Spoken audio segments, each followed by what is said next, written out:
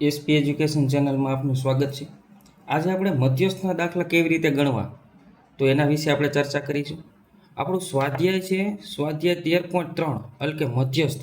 હવે આ સ્વાધ્યાય 13.3 છે એની અંદર આપણે મધ્યસ્થના દાખલા ગણવાના છે.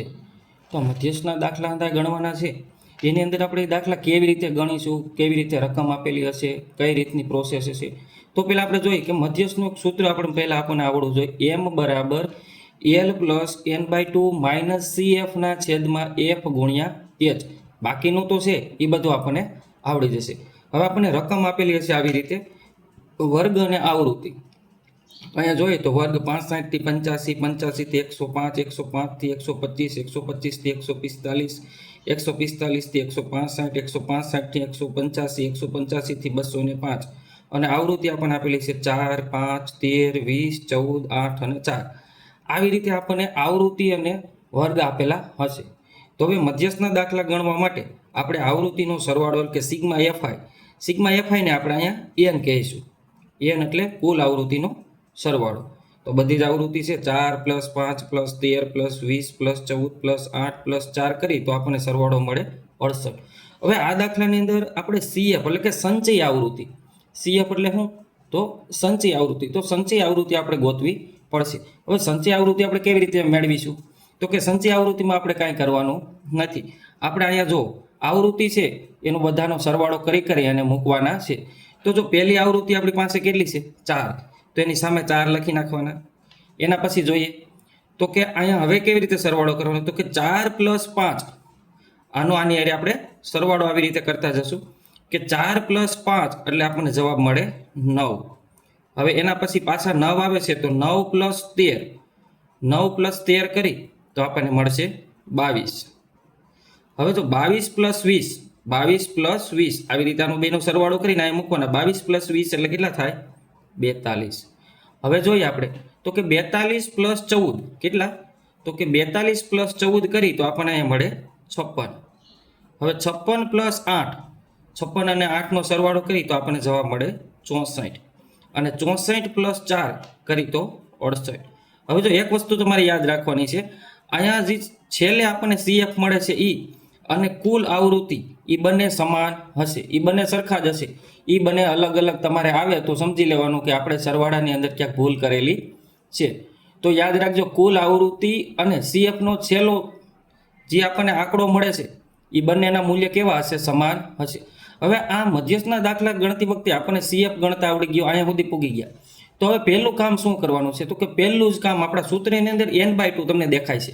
તો પ્રથમ આપણે n/2 ની કિંમત મેળવીશું. n/2 ની કિંમત મેળવી તો n આપણી પાસે છે 68, 68 ભાગ્યા 2, 68 ભાગ્યા 2 કરી તો આપણને જવાબ મળે 34.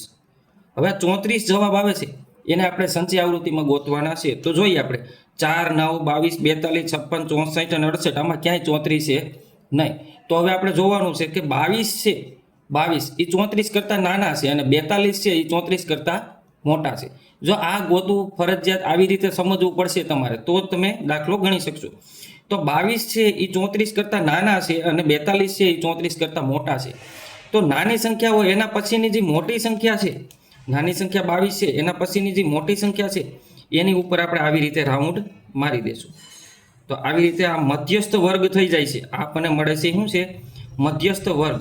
હવે સંચય આવૃત્તિ જે આપણે રાઉન્ડ મારેલો છે એની ઉપરની જે આવૃત્તિ છે એટલે કે 42 ની ઉપરની જે આવૃત્તિ છે 22 એને આપણે કહેવું CF. CF બરાબર આપણને મળે છે અહીંયા 22. જો અહીંયા CF છે સૂત્રમાં, CF ની કિંમત મૂકવી પડશે. તો CF બરાબર આપણે જે રાઉન્ડ મારી છે એની ઉપરની સંચય આવૃત્તિને CF કહેવાય. આ રાઉન્ડની અંદર આવેલી આવૃત્તિ, રાઉન્ડની અંદર આવેલી આવૃત્તિ છે એને આપણે શું કહેશું F કહેશું. તો F બરાબર 20.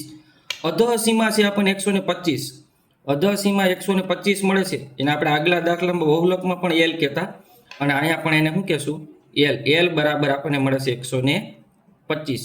હવે H એટલે તમને ખબર છે ઉધ્વ સીમા માઇનસ અધઃ સીમા. તો જે બહુ મધ્યસ્થ વર્ગ છે એની ઉધ્વ સીમા 145 અને અધઃ સીમા 125. તો 145 માંથી 125 ને આપણે બાદ કરી તો આપણને જવાબ મળે 20.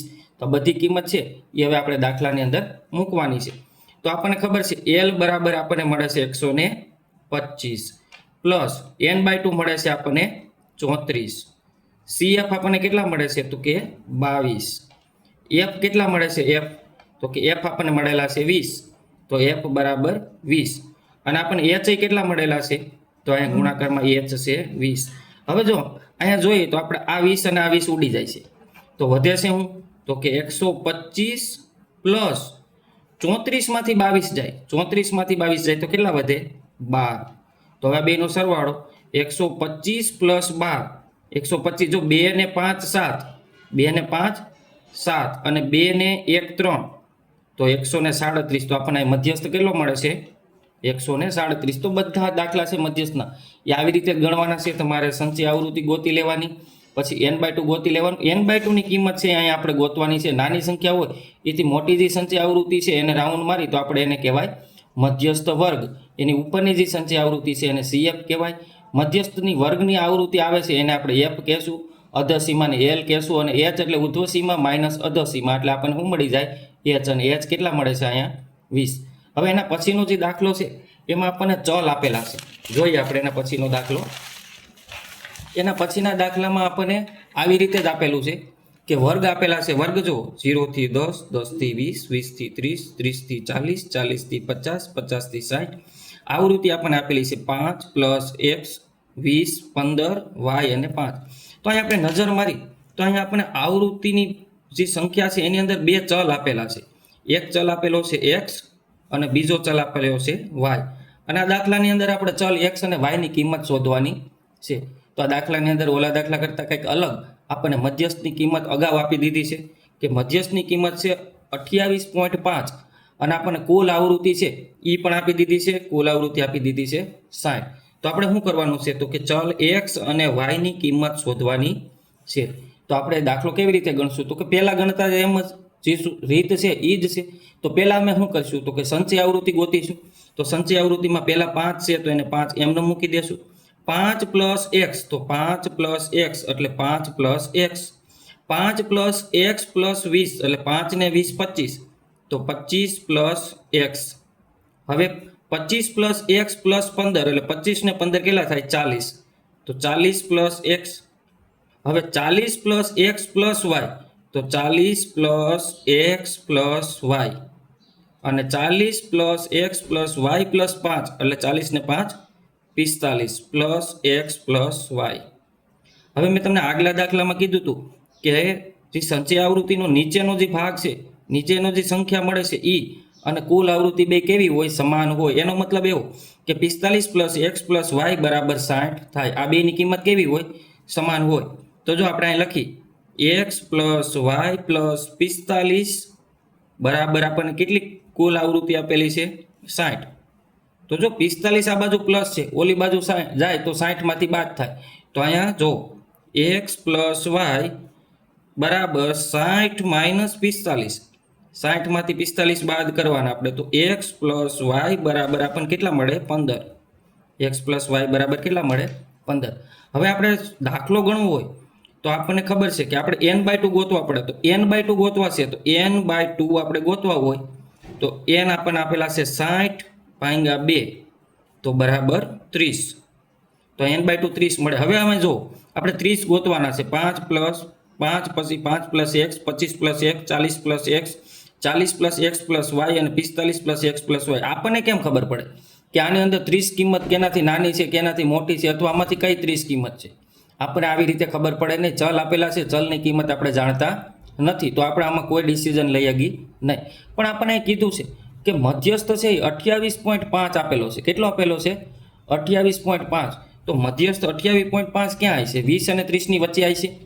28.5 ક્યાં આવે તો કે 20 અને 30 ની વચ્ચે. તો આની બેની વચ્ચે ક્યાંક એનો જવાબ આવે તો આ જ આપણું થઈ જાય છે મધ્યસ્થ વર્ગ. તો આવી રીતે આપણે એને રાઉન્ડ મારી દેશું.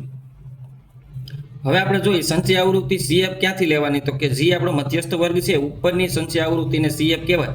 તો CF આપણને મળે છે અહીંયા 5 પ્લસ x. પછી તો કે આ આવૃત્તિ છે મધ્યસ્થ વર્ગની આવૃત્તિ છે એને આવૃત્તિ કહેવાય. તો f બરાબર આપણને મળે છે 20. l તો કે l છે એ મધ્યસ્થ વર્ગની અધસીમા l બરાબર કેટલા મળે 20.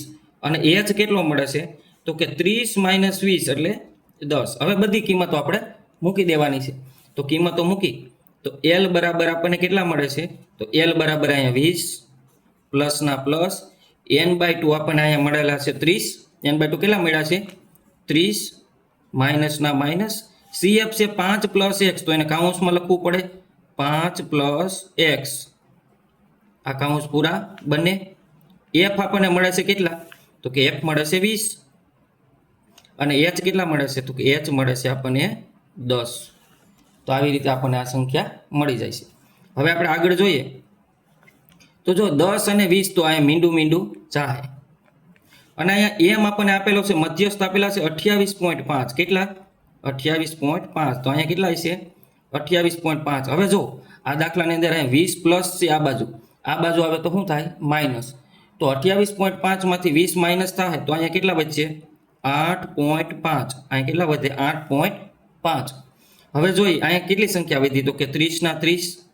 જો 20 આ બાજુ આવી ગયા, 28.5 માંથી 20 બાદ કરી તો 8.5.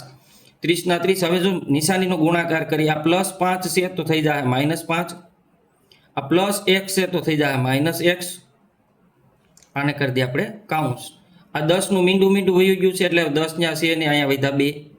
હવે જો 2 ભાગાકારમાં છે, આ બાજુ બરાબર ને આ બાજુ આવે તો ગુણાકારમાં આવે. 8.5 ગુણ્યા 2 એટલે કેટલા થાય? 17. કેટલા થાય? 17. અહીંયા જો 30 માંથી 5 જાય તો 25.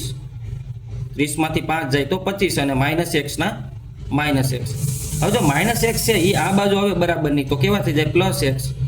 આ 25 ના 25 એમનો, અને આ 17 છે એ બરાબરની ઓલી બાજુ જાય તો 17 અહીંયા પ્લસ છે, ઓલી બાજુ જાય તો કેવા થઈ જાય? માઇનસ. તો હવે x બરાબર આપણને કેટલા મળે છે? 25 - 17. તો x બરાબર 25 માંથી આપણે 17 બાદ કરી તો આપણને કેટલા મળે? તો કે 8. તો x બરાબર આપણને કિંમત મળે છે 8. x બરાબર કેટલી કિંમત મળે? 8. હવે y ની કિંમત આપણને ગોતવાની છે. તો અહીંયા જો આપણી પાસે સૂત્રમાં છે x + y બરાબર 15. તો x બરાબર જો આવી રીતે આપણે લખી શકીએ, x બરાબર 8. આને કહી દઈએ સમીકરણ નંબર 1. તો x બરાબર 8 ને સમી 1 માં મૂકતા x દેખાય કેટલા મૂકશું? 8. તો જો x પ્લસ પહેલા સમીકરણ લખી નાખી, x + y બરાબર 15. તો x દેખાય અહીંયા 8 મૂકી તો 8 + y બરાબર 15. તો હવે જો y ને આપણે કરતા બનાવી તો 8 પ્લસ છે, ઓલી બાજુ જાય તો માઇનસ. તો y બરાબર 15 - 8. 8 ઓલી બાજુ જાય તો માઇનસ થાય. તો 15 માંથી 8 જાય તો y બરાબર આપણને કેટલા મળે? 7. તો બસ આ દાખલામાં આપણને ચલ x અને y ની કિંમત ગોતવાની કીધી હતી. તો x બરાબર 8 મળે છે અને y બરાબર કેટલા મળે છે? 7. તો જો આ દાખલો છે એ IMP છે, પરીક્ષામાં ઘણીવાર પૂછાયેલો છે કે મધ્યસ્થના દાખલામાંથી આવી રીતે ચલની કિંમત આપણે ગોતવાની હોય તો ચલની કિંમત આપણે જે દાખલો ગણી છે ઓલી રીતે એ જ રીતે ગણવાનો છે. આપણે ધ્યાન રાખવાનું છે કે મધ્યસ્થ 28.5 આપણને આપી દીધો છે, કુલ આવૃત્તિ આપણને આપી દીધી છે 60. તો પછી બધાનો આપણે ઉપયોગ કરવાનો છે અને આવી રીતે દાખલો ગણવાનો છે.